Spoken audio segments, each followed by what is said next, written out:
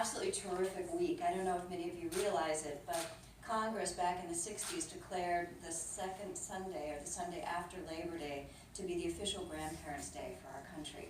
And so for the last 5 or 6 years, Generations United has led a campaign encouraging people to do something grand. And we were delighted when we were able to meet with and connect with Oral Health America, with Beth and your staff, and realized that you folks were planning to do something very grand this week. So I was honored to get a chance to be able to spend a few minutes with you tonight. In part, sharing one of the things that we were delighted to be able to release last night, which was the 2016 State of Grandfamilies report, which we talk about what the issues are in this country that those extended families are facing, and this year in particular the opioid and heroin issue, which is dramatically causing child welfare agencies to call on grandfamilies to step forward and take care of children. So that's how we were celebrating last night. It was wonderful that Beth stopped by, and I was very much looking forward to tonight, and in part because I'm delighted that you're going to be honoring one of our heroes, Congresswoman Jan Schakowsky. She's been a longtime champion of grandfamilies as well as Social Security, and understanding that Social Security is there for every generation. It's not a retirement program, it's a family insurance program. So she's one of our heroes, and I'm delighted that you're going to be honoring her because she deserves it. I was invited tonight to come and speak with you a little bit about grandfamilies. So in case you don't know it, a grandfamily is a grandparent, an uncle, an aunt, a brother, a sister, or a close family friend that stepped up to raise children when the parents are no longer able to do so. We were fortunate at Generations United about 10, 15 years ago to work with some messaging specialists and come up with the term grandfamily, which you now see in the media, you see in the mainstream, in Wikipedia, whatever. Because what we found was people were saying grandparents and other relatives raising children, kinship care, and when we went out and did focus groups, we found out that everybody was left cold at the term kinship care, except for a social worker.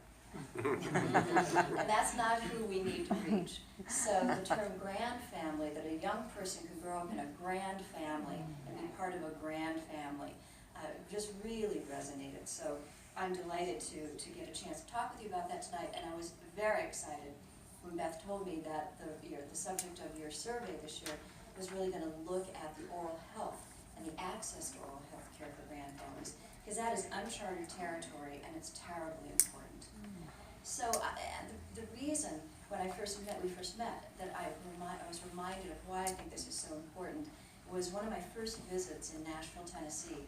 I was visiting with a grandmother who was in one of our support groups there, and she worked at Vanderbilt University.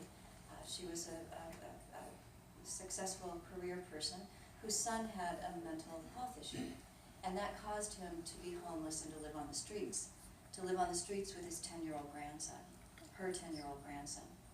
By the time he was 10 and she got custody of him, he hadn't had any dental care. His teeth were rotten, and she spent down her retirement savings to fix his teeth.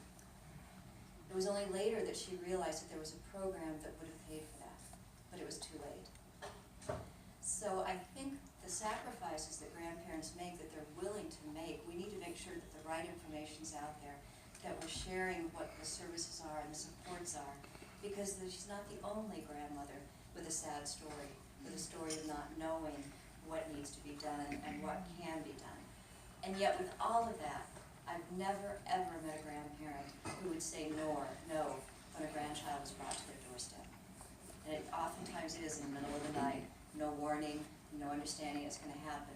I remember the grandmother in Kansas City who said, my children were grown, I bought a condo, I got white carpet, put out all the crystal figures, this was my time. And she got a knock on the door at 2 in the morning, and all of a sudden she had a 2- and a 4-year-old. So the carpet didn't stay white very long, the crystal figures went in the closet.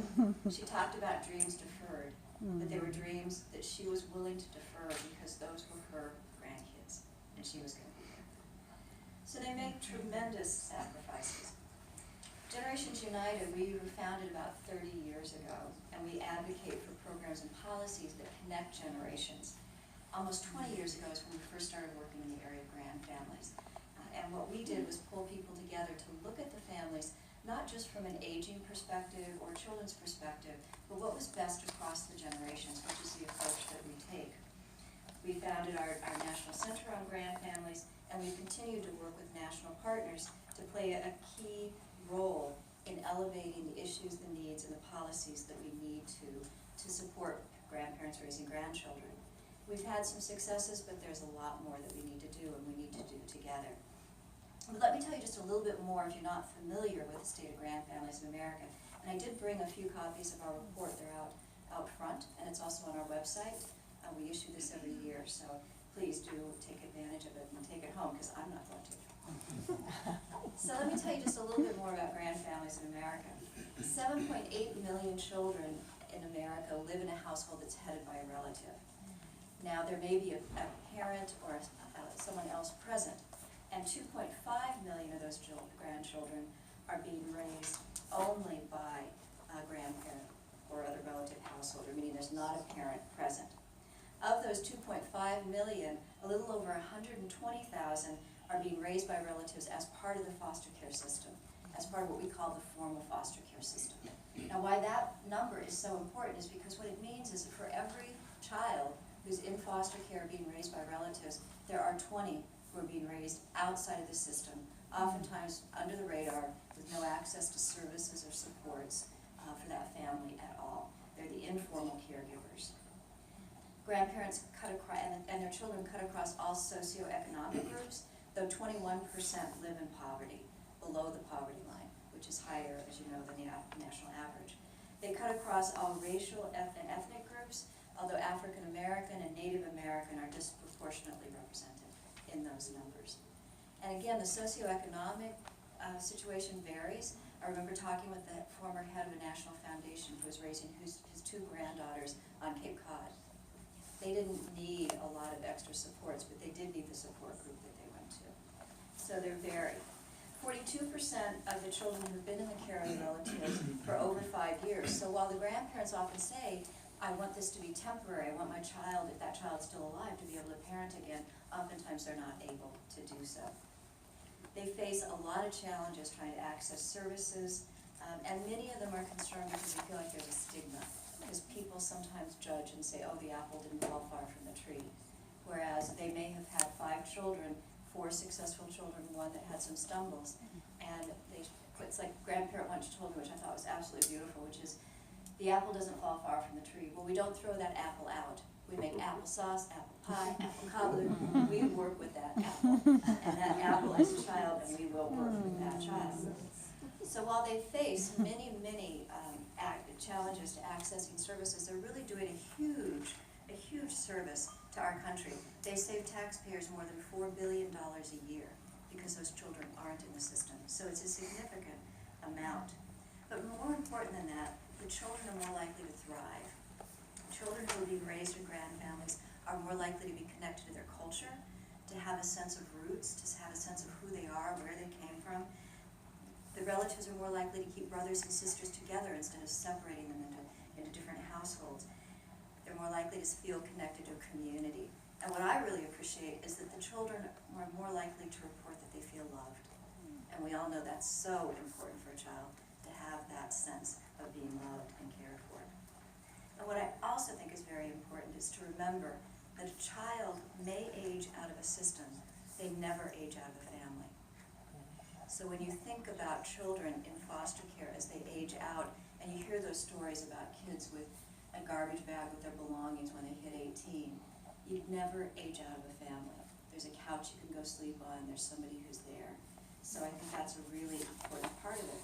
And that's why we really support advocating for families first and for looking and finding families first when a child is in danger.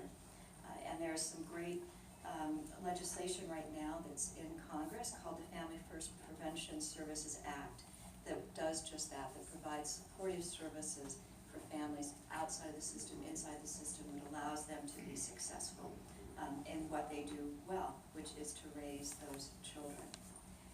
So I look forward to hearing the results of this year's report. I also really believe that there's great potential for us to work together with this ability to educate grandparents, to work for a greater success, both in the health and the oral health of the children that they care about and themselves. I think there's just incredible potential, because grandparents raising relatives raising children is not something that's going away. George and Martha Washington raised her grandchildren at Mount Vernon. Throughout time, people have stepped forward, and they'll continue to step forward. So we need to be there to make sure that they do have access and services.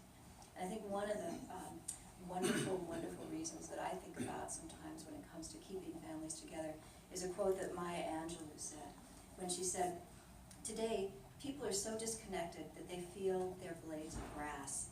But when they know their grandparents and their great-grandparents, who they were, they become trees.